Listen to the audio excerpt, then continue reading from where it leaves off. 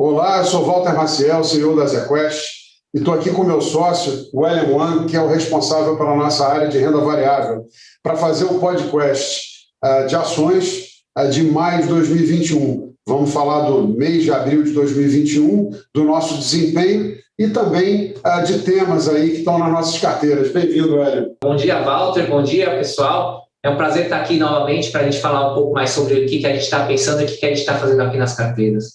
Pois é, Wélio, eu acho que antes de falar de temas das carteiras, é bacana ver que nós fizemos um grande investimento, né, nos últimos 5 meses em equipe.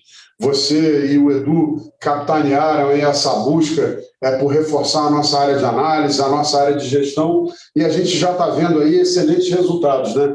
No mês de abril, todos os fundos bateram o benchmark, o Small Mid Caps, o Top Long Bias, do ZQuest Ações, e também na área que a gente precisa reforçar aqui resultado, que é a área de long shorts, o Total Return e o Active Hedge foram muito bem. Como é que você está vendo aí essa equipe trabalhando junto, produzindo ideias?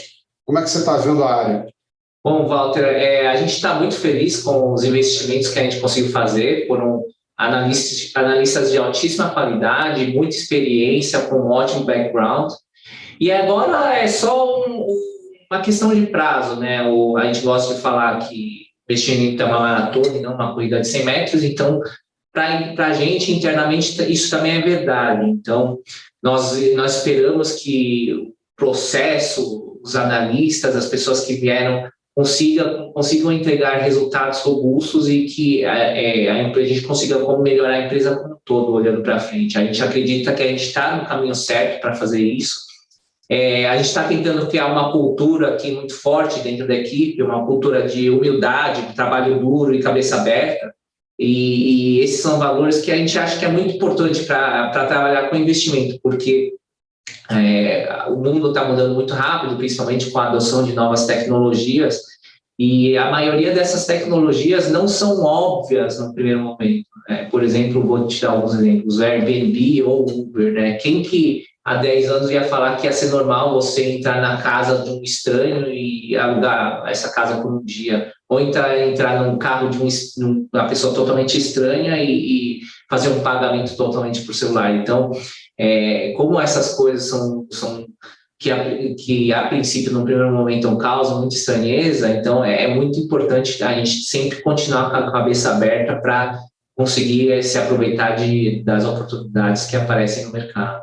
Mas é interessante o que você está falando, porque aqui no Brasil a gente tem tido também uma revolução tecnológica, fintechs aparecendo, empresas de tecnologia em todas as áreas, mas o tema que você escolheu para falar aqui nesse mês é outro, né, William? Conta um pouco para a gente.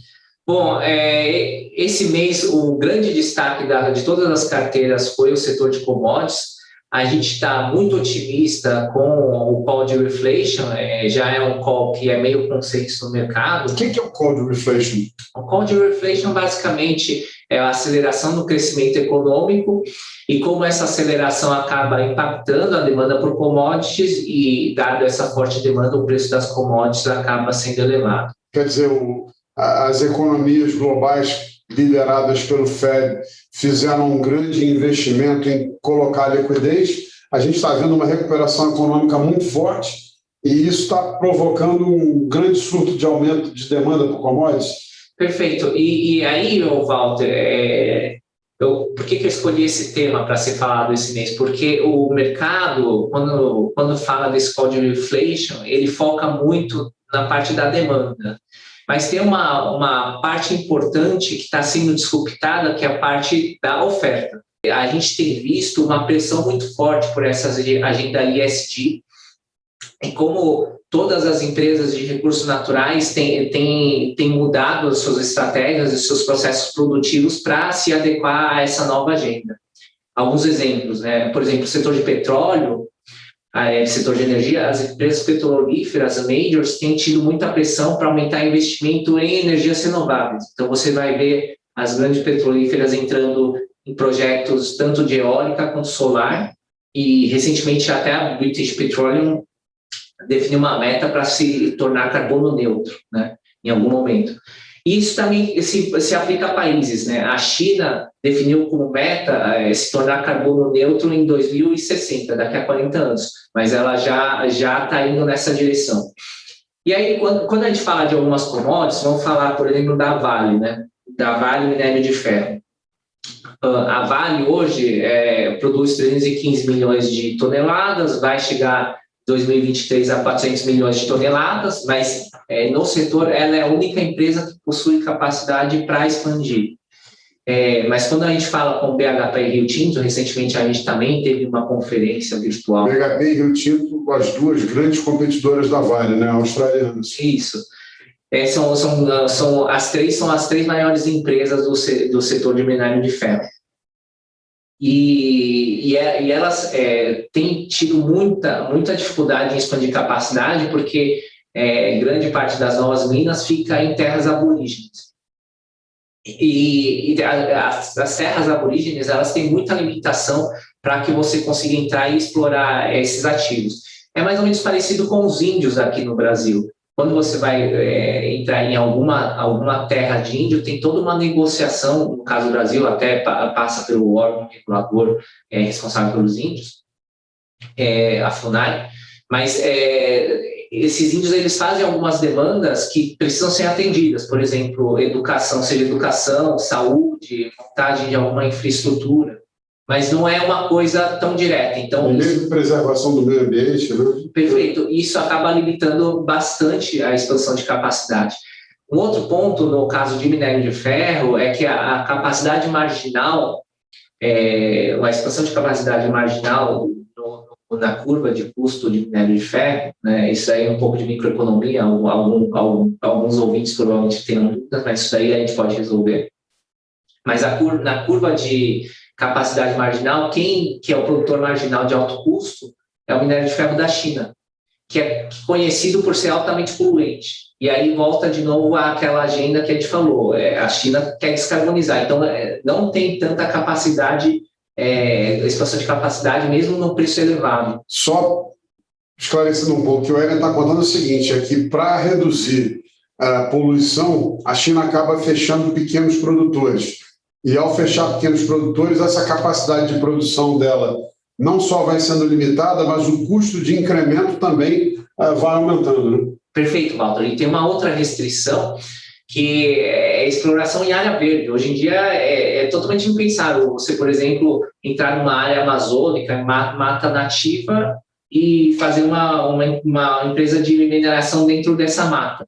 Isso acaba limitando bastante a expansão de capacidade, então é normal você falar de desertos, né? Se quiser explorar, vai para o deserto da Atacama, deserto da Austrália, mas vai ser em áreas que não tem essa degradação ambiental. E aí, quando a gente olha em termos geográficos, isso limita a exploração a 50% da área mundial. Então, todos os lados que a gente olha tem muita limitação na oferta. E aí, na parte de custo, né, como tem essa pressão por processos ambientalmente corretos, os custos também se elevam, né? Então, a Vale, por exemplo, ela tem feito processamentos a secos, aquele processo que ocasionou o desastre de Brumadinho, esse processo ele vai morrer, né? Não existe mais esse cenário em que eles usam uma água limpa para limpar o minério de ferro, produz um dejeto e faz uma barragem. Agora vai ser um processo sem barragem e totalmente a seco, mas que acaba por elevar os custos de produção. Um outro tema que a gente acha importante tocar aqui é a questão da tecnologia de blockchain e das tokenizações. Isso daí vai permitir o quê? Você traquear todo o processo produtivo das commodities, então você vai saber de onde ela veio, se ela usou, por exemplo, fonte de energia renovável ou fonte de combustível fóssil para ser produzida. E aí, com essa tokenização e essas certificações, a gente vai poder definir quais são os produtos que tiveram uma origem ambientalmente correta, e esse produto ele terá um prêmio em relação ao preço de mercado. E o mesmo vai se aplicar aos produtos finais, né? Por exemplo, um carro que é 100% produzido com esse tipo de produto, ele vai ter um preço mais elevado. E é uma tendência, né? Porque hoje, você, por exemplo, você compra um carro da Tesla, você já parte 100% do pressuposto que a Tesla é um carro ambientalmente correto, só que você não chega a traquear de onde veio todo o material que fez esse carro surgir. E a mesma coisa para a energia, né? Quando você vai reabastecer esse seu carro com energia, você tem que saber de onde veio essa energia, porque, por exemplo, se a energia veio 100% da queima de carvão, ela criou muita poluição, então não necessariamente ela foi... Quer dizer, você vai conseguir regular muito melhor esse mercado, né? O grau de supervisão vai aumentar muito. Isso, supervisão e transparência com relação ao consumidor, dado que o consumidor ele tem pagado o prêmio e ele tem exigido esse tipo de produto. Né? E que impacto isso vai ter? Bom, o impacto, olhando para o médio e longo prazo, a gente vê dois, né? Tanto do lado da oferta, como eu já falei anteriormente, vai ter um aumento de custo, vai ter restrição da oferta, mas do lado da demanda também, né? Porque aí é toda a eletrificação da economia. Então, alguns exemplos, o cobre, um carro elétrico, usa 3 vezes mais cobre do que um carro convencional. Então, vai ter um aumento de demanda para você fazer turbina eólica, para você fazer energia solar. Então, a demanda por metais vai aumentar bastante. Outra tendência de aumento de demanda são as criptomoedas, né? Porque para você minerar um blockchain, fazer uma criptomoeda, você demanda muita energia, né? Capacidade computacional e energia. Então, isso daí também aumenta a demanda. Então, por todos os lados que a gente olha, tanto do lado da oferta quanto do lado da demanda, a gente vê uma tendência muito positiva para commodities. Então, os preços eles devem permanecer num patamar elevado por um prazo mais longo e que o mercado espera. A consequência de tudo isso é que o preço das commodities ele deve permanecer, primeiro, num patamar mais elevado e, segundo, por muito mais tempo que o mercado espera. E aí isso daí se reflete diretamente nas nossas carteiras. Embora a gente saiba que as commodities elas têm uma volatilidade muito alta no curto prazo, no médio e longo prazo a gente está otimista com todas essas tendências. Quer dizer, você não acha que é um choque de curto prazo, é algo que veio para ficar? Perfeito. É uma tendência secular que vai aumentar em muito a demanda por todas as commodities e todos os preços delas. E o nosso posicionamento hoje é diferente da indústria? Sim, a gente tem uma posição maior e alguns calls específicos, como, por exemplo, o cobre, não é toda a indústria local hoje que olha essa commodity. E como eu falei, essa é uma commodity que vai se beneficiar diretamente da eletrificação da economia, né?